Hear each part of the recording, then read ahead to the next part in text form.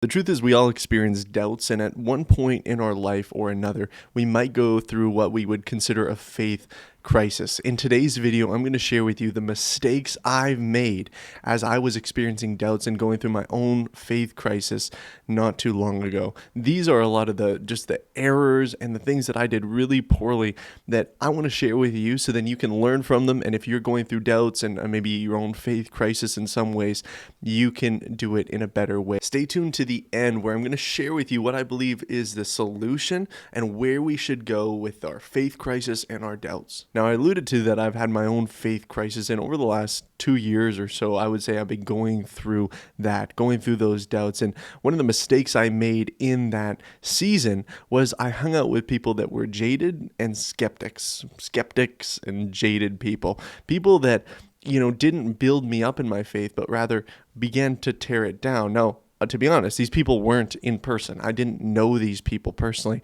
but it was online. I began to watch content and hang out with these podcasts that would kind of reaffirm a lot of these doubts and questions and the pain that I was experiencing. It felt good to hear people ask these questions that I never had answers to, or I felt like the answers that were given weren't satisfactory. We like to listen to this stuff and be around these people because it makes us feel good. It affirms what we feel. Remember that. It affirms what we feel. It's not necessarily that this is an intellectual expedition into, oh man, I need to really find out the answers to these questions, or at least it wasn't for me. It was really dealing with the pain that I was experiencing through these trials and getting an opportunity to feel good by judging God. And that was what these skeptics and jaded folks were good at. They were good at judging God. They were good at making accusations against God and in turn making you feel good. In Mark 8, the disciples have just experienced Jesus feeding the 4,000. Okay, so he's fed the 4,000, and then all of a sudden the Pharisees are asking for a sign. They're like, if you're the Messiah, if you're the one, perform a sign. I love this part in verse 12 when it says, and he sighed deeply in his spirit and said, why does this generation seek a sign? Truly I say to you, no sign will be given to this generation. Then we fast forward a little bit and we come up on this scenario where the disciples, they're all walking together with Jesus, and the disciples have forgotten to bring bread, right? They've forgotten to bring bread, and they're talking amongst themselves. Oh man, we don't have any bread. How are we going to eat? How are we going to do this? And Jesus he looks at them and he says, this is so funny to me. Do you not perceive or understand? Are your hearts hardened? Having eyes do you not see, and having ears do you not hear? And do you not remember when I broke the 5 loaves for the 5,000? How many baskets full and pieces broken up did you take? They said to them, 12. And the 7 for the 4,000? How many baskets of broken pieces did you take up? And they said to him, 7. And he said to them, do you not yet understand? Okay, this is what I take away from that. The disciples, in a sense, were learning more from the Pharisees than they were from Jesus. They were taking more from the Pharisees than they were from Jesus. The Pharisees wanted a sign constantly. Prove yourself, prove yourself, prove yourself, prove yourself. Meanwhile, Jesus is performing all these things, but it's not enough. It's not enough for them. So they're continuing to ask questions. Their lack of faith, they're skeptics, right? They're jaded folks. They won't receive what Jesus has for them. But then the disciples who are close with Jesus, they know Jesus. They've seen all these things. They've literally just seen him feed the 4,000. And yet, what are they in? They're in doubt. They're in skepticism. Man, we don't have bread. What are we going to do? Oh no, how are we going to get out of this? But you're standing next to the one who multiplied enough bread for 4,000 people. So why are you taking your steps? Why are you taking your calls from the Pharisees and not from Jesus, believing Jesus, trusting him? And I relate to this. In some ways, I want to hang out with the Pharisees when I'm in pain, when I'm going through trials, to be like, yeah, God, perform a sign so then we can really believe you. Meanwhile, Jesus is like, man, I've performed so many signs in your life, and yet you're still asking for another sign? Maybe it's time you trust me. Maybe it's time you understand. Hey guys, quick thing before we get back into the video. If you are encouraged by the content that I make here and you want to support my ministry, it would be a huge blessing if you supported it on Patreon down below. If you sign up today, I'll send you a free copy of my book, A Letter to My Father, What Your Son Wants to Tell You But Doesn't. It's a book for fathers and sons. And so if you're not a father or son, give it to somebody in your life, but I'll ship it to you for free if you sign up on Patreon today, if you're in North America. Thanks so much for your support. Now onto the video. Now, if your doubts and your questions come from more an intellectual angle, right? You legitimately have things that don't line up for you, okay? I think there's a piece here with meeting God in the mystery, understanding that whichever worldview you go to, whether you reject Jesus or not, that's not going to answer the mystery for you. That's not going to provide you with total clarity and total solutions. That's not, even though that seems what it offers, right? Deconstruction often offers, man, you should just reject it all and go to science and go to all these other things because these will give you concrete answers. My friend, science does not have the answers to the origin of the world, to the guilt in your soul, to the need for meaning and purpose and all these things. Like, there's not solutions or answers there. There's great mystery.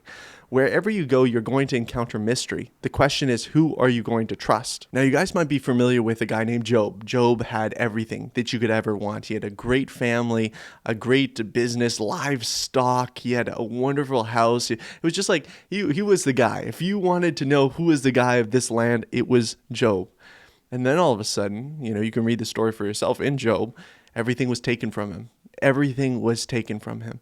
And he's crying out to God, like, I cursed the day that I was born. Meanwhile, Job's friends are coming to him and they're speaking back at his pain, right? And this is what one of his friends says. Behold, blessed is the one who God reproves. Therefore, despise not the discipline of the Almighty.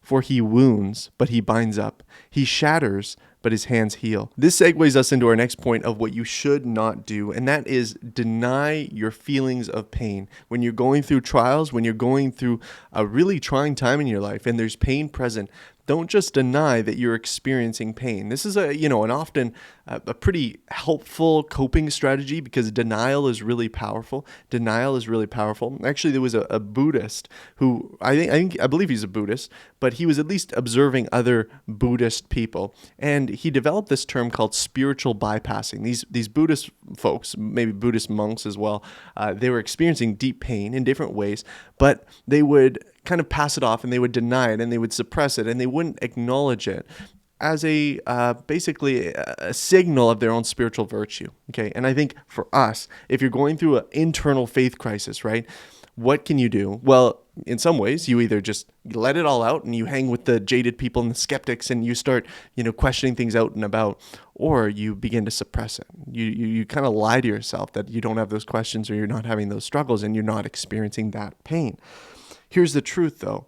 There's a wound there. If there's pain present, there's some wound that needs to be treated. If that wound is not treated, no matter how small, it's going to get out somehow. There's going to be infection there. It's going to create numbness if you don't deal with it. So maybe it feels like a good solution because, look, I don't know how to deal with these questions, or I don't know how to deal with this pain of the trial that I'm experiencing.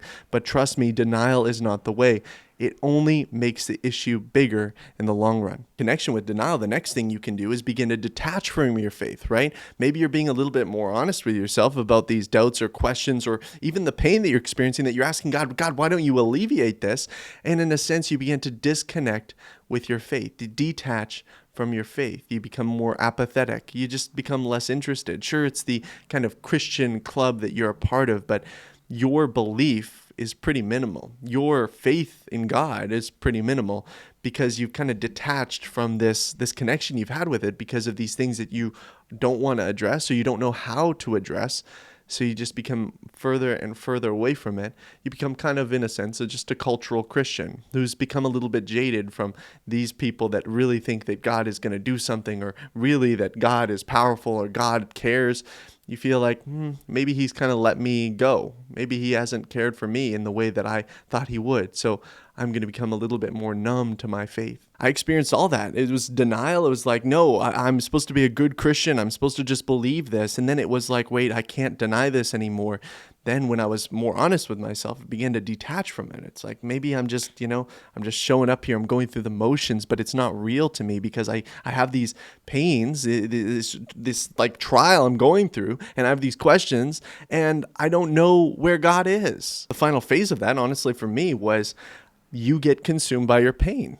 You get consumed by your questions. You get consumed by these things that you can't answer and you can't deal with, and maybe you're dealing with in a negative, harmful way. And for me, that was anger and bitterness. It was anger and bitterness at God. It was at, seeing God not fulfill my expectations, not fulfill what I thought he was obligated to do. I felt betrayed in a sense, and I got consumed in those things. It was like, okay, I'm going to deny that I feel anything at all. Then it was, I'm going to detach from my faith because I just can't, I'm just going through the motions now. And then it was, man, I'm just angry at God. I'm just angry at other people. I'm just bitter at this whole situation because it feels so hard. And the reality is that deconstruction and like moving in that path of just rejecting the faith in general looks so attractive because it feels like a solution to our pain. It feels like a solution to our pain. It feels like a solution to our questions. It feels like, okay, maybe they have something over there. Maybe if I can just alleviate myself from this whole situation, it will be better. I can tell you, friend, they don't have a solution for your pain. They don't have answers to your questions. Like I said before, there's way more mystery. There's way more questions. There's way more uncertainty there. The God that I had seen as the perpetrator, the God that I had seen as, in some ways, the one that was committing these things against me and hurting me, I had to realize that he was and is the source, my only source of healing and the only hope for healing. As painful and as hard as that was for me to come to terms with, I realized that as I was going through this faith crisis, I was like, man, if I actually want to be better and be healed, I have to go to the one who created me, who has the answers, who has his presence with me. Believe me, there were times in this crisis that I felt like I want to go any other place. Please, anybody have what I need. But they didn't. They didn't have anything. There was escape, sure. I could escape. I could try to distract myself, but none of that was actually healing. You see, what Jesus does is that even though we don't understand why he does what he does sometimes, we can understand that he cares for us. Like it's like a father who, as kids in our ignorance, we don't know exactly what our dad is doing, and we don't know why he puts us through some of these things that are really, really hard. He tells us that they are for our sanctification, that we would persevere, that we would grow, right? But we're still asking ourselves, man, God, this is so hard. Like, why? And you're in this mystery. And to me, the only place that you can go is to ask God to meet you in this pain, to ask God to meet you in this pain. And he does. He shatters, but his hands heal. His hands heal. I think, again, God is reminding us that he is the only source of life. He is the only source of healing. We can't do it without him. I couldn't do it without him. I can't currently do it without him, as I'm still experiencing kind of the fallout of that faith crisis. I realize more and more that even though I don't have answers to some of these questions, even though I'm lost in the mystery sometimes, I have to surrender my pain to him, invite him into it, and ask God, please heal me. God, please teach me what you need to teach. Please make whole the areas that are broken, that are so insecure and vulnerable. I need you, God. I had to realize all that pain and bitterness that I was experiencing was an indicator of the sadness that I was experiencing, of the loss that I felt like I had incurred. It was a trigger. It was a signal. It's like when you're on a playground and a kid has a toy and he really likes this toy, and all of a sudden some bully comes along and steals the toy, and the kid gets really angry and he's like, "I'm gonna beat you up. I'm gonna get you." But it's like, what ultimately is that kid experiencing? Yeah, he's experiencing anger, but underneath that is a sadness that he lost his toy. It's a sadness that he lost his toy. And whenever we incur loss, maybe anger comes up, and it's a signal, it's a trigger that says, you're experiencing sadness right now. You're grieving right now. You've experienced a loss. And I think giving that loss to God, giving that grieving process to God and saying, God, I feel like I've experienced a loss in this trial. I need to invite you into this, instead of just getting lost in the bitterness and anger, which feels like control, but it isn't. It isn't control. I want to know for you guys in the comments down below, if you're going through a faith crisis, if you're just going through some doubts, what you're going through in the comments down below, how you've been working through it, maybe some of the mistakes that you've made that you can help others. Thanks for watching, guys. And if you enjoyed this video, I'd ask you to subscribe because I'm putting out new videos all the time. Until next time, God bless.